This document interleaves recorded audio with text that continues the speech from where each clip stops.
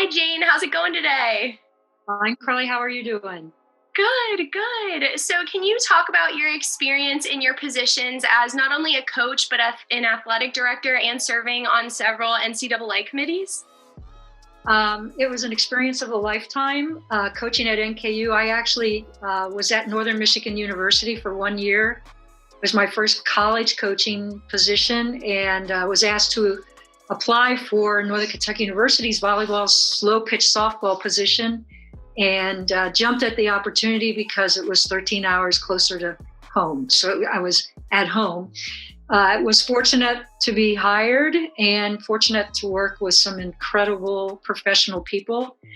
The coaching experience was, again, for women. At that time, we were in the Kentucky Women's Intercollegiate Athletic Conference, and NKU was highly successful because of Marilyn Moore, who was the Marilyn Scroggins Moore, who was the first women's volleyball coach, basketball coach. And I think she finally drew the line on softball, and they finally created a position to add another coach to the, and I was very fortunate because she recruited some of the top athletes. NKU had access to some of the top athletes in the greater Cincinnati area. And because of that, the program was highly successful, playing at the national level in AIAW. And it was an incredible experience. Marilyn decided to retire.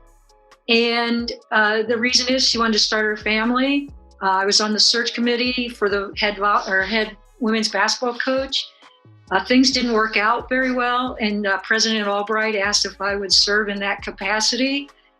And basketball wasn't one of my favorite things to do, but I said yes, because you never say no to a president if asked, but you also try and get things that will help. I asked if I could do it for 2 years, and if Coach Nancy Winslow, who did apply for the position, if she could be my assistant coach. And so it ended up, I was the head volleyball basketball coach, and she was the assistant volleyball, assistant basketball, head softball coach. So we worked together for at least 2 years. And again, it was, we ended up in the NCAA for the first time ever, and we qualified in basketball for the first time ever in the tournament, for the regional tournament. Ended up regional tournament runner-up, I believe. But anyway, it was, again, a highly competitive program for the women. And we actually then ended up in the GLVC in 1985, and the volleyball program actually won the first ever GLVC Division II conference tournament, which was kind of neat. We didn't have any access to national tournament at that point, but again, my coaching experience at NKU couldn't have been any better. We did slow pitch for a number of years, but then by 85, we had to switch over to fast pitch because that's what the national organizations did.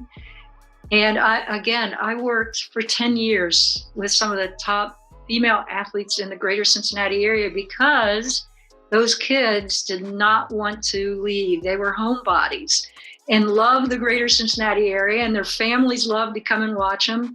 So it was a great environment. And I feel very fortunate to this day. I believe there's still that connectivity with the greater Cincinnati area. Kids like to stay home and play at home.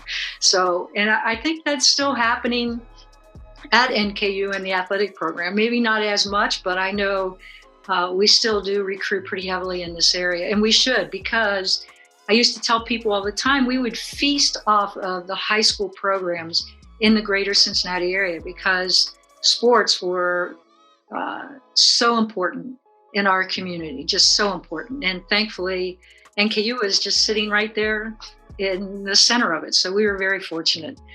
From an administrative standpoint, it was a unique situation because I was able to be the female athletic coordinator. Not only did Dr.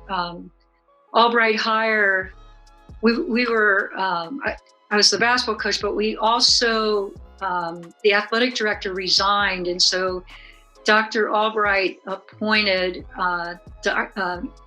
Dr. Mike Beitzel, who was the men's basketball coach, to be the coordinator of the men's athletic program.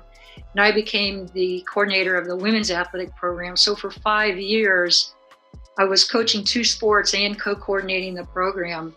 Got a great administrative experience. And then they decided to hire one athletic director. And that was after 5 years.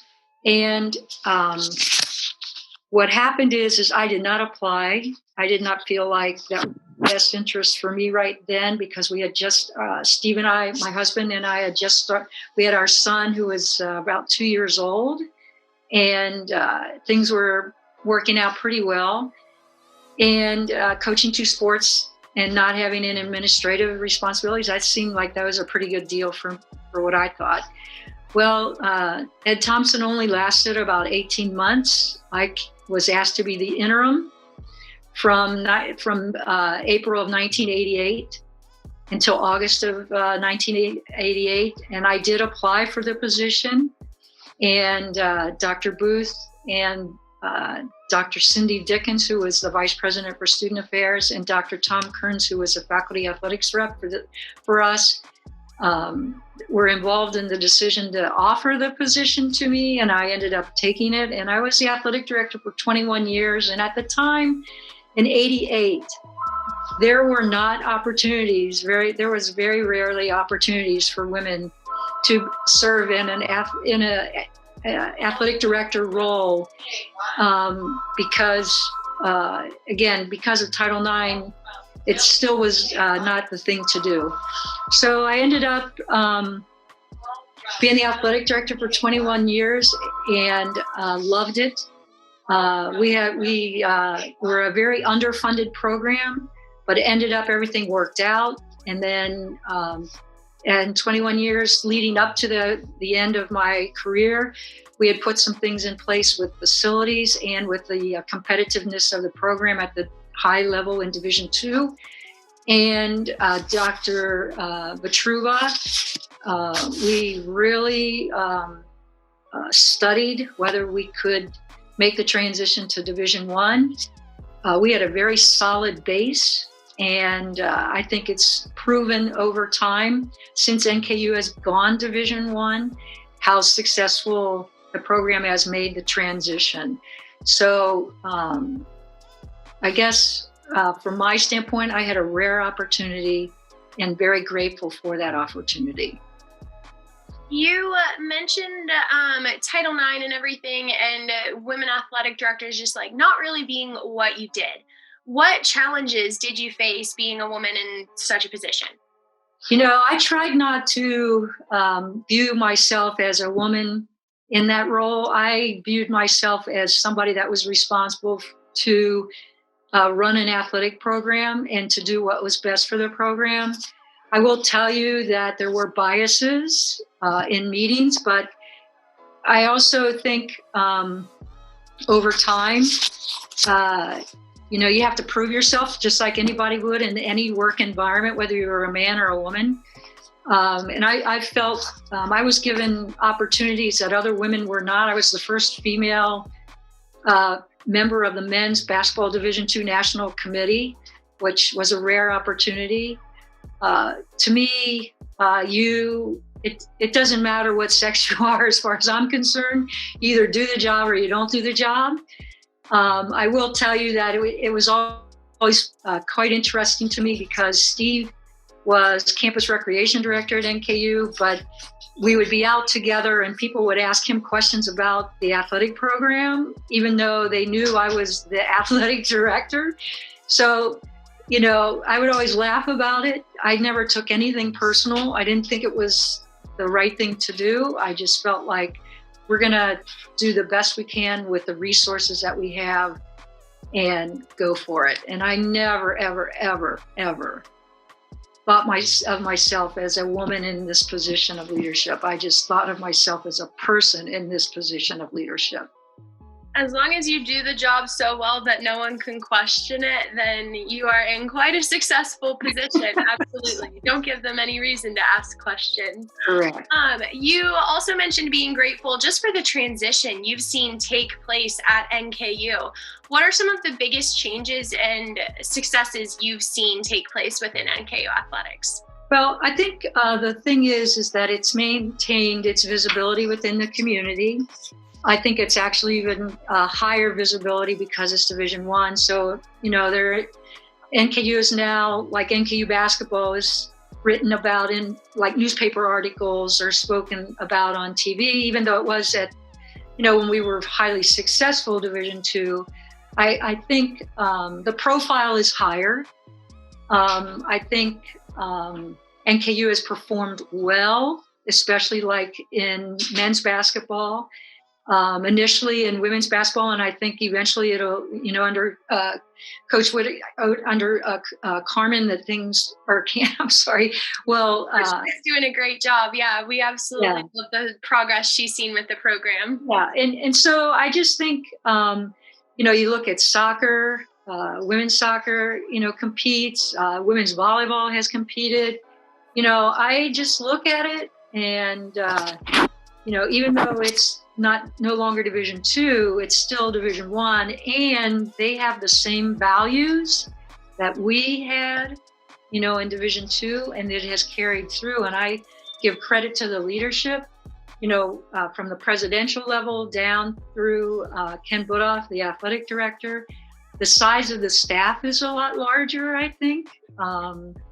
There is, from a funding standpoint, I think it's gotten much better. And it got better towards the end of my career, too, at NKU. Things had evolved, especially from 2000 on. There was just a different attitude towards funding of the athletic program, and it made a difference. So sounds incredibly rewarding. Absolutely. So you've had your involvement with NKU, you've had a lot of involvement post NKU, all athletics driven. So what has been your favorite NKU athletics memory? Wow. I'm gonna go back to 2000, and I had worked with Coach Nancy Winslow since the early 80s, so almost 20 years, and we'd worked together. And during the 90s, she had a couple of very, very tough student-athlete situations that really test whether you want to stay in the business or not.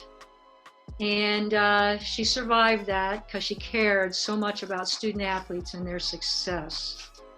And she had a strong love for coaching basketball. It all culminated with winning the national championship in 2000, which was NKU's first national championship. And it seemed to me like a culmination of everything. All the difficulties were almost behind us now that we had finally won a national championship. And, it was, the 90s were exciting times because even like one year we had 3 women's teams in the semifinals, volleyball, basketball, and softball. All 3 were in the national championship, Elite 8, and all 3 of them ended up in the semifinals. So, there was just some incredible things that went on in the mid 90s to late 90s. And as an athletic program, I can't thank enough the people that I worked with, especially in the 90s and the 2000s, was just incredible. Just the dedication to student athlete success. So I would say that was the highlight, but I have to give you one men's highlight too. Okay. Back in 1995, yes, 95, our men's basketball coach, Shields, had some phenomenal success, and finally we ended up being the #1 seed to host the NCAA regional. And we decided we didn't want to do it in Regents Hall because it only seated 1,900, 1,800 people. So we decided to host it it was at the time called Cincinnati Riverfront Stadium down on the river. I think it's US Bank Arena now. I'm not even sure what it is. But Actually, we hosted and had over 5,000 people when we played. That's And incredible. we didn't win the regional. We lost to USI, Southern Indiana, University of Southern India, who ended up winning, I believe, the national championship that year. But we ended up, it took our whole athletic program to another level of visibility in the community. And our following, just because of Coach Shields, he ended up in 96 and 97 playing in the NCAA Elite Eight in Louisville. And unfortunately, we ended up runner-up 2 years in a row, but it again took our program to another level. So it was an incredible. So, basketball was like the primary visibility sport, especially in our community. And it really was an exciting time. So, yes. I could imagine. Well, Jane, thanks you so much for coming on the show. Everyone, make sure to give NKU Norse a follow on Facebook, Instagram, and Twitter to be able to keep up with all of our content as we power through winter and get these spring seasons started. Thanks, Jane. Thanks so much, Carly. Thanks so much.